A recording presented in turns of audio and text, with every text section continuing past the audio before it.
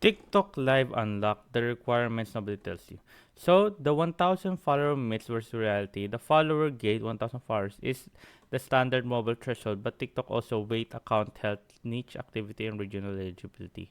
Account age minimum. TikTok enforces a 16-day account age minimum. New accounts cannot bypass it regardless of the follower count. And the 18 years old rule. You can join TikTok at 13, but you must be 18 to host a live. So, the invisible gatekeepers, so standard matters, any community guidance violation or recent ban will silently hide the live button.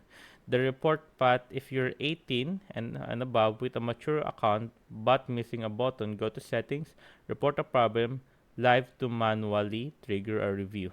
Regional variants, live gifts and basic access vary by country. Some regions have lower threshold that unlocks access with fewer followers.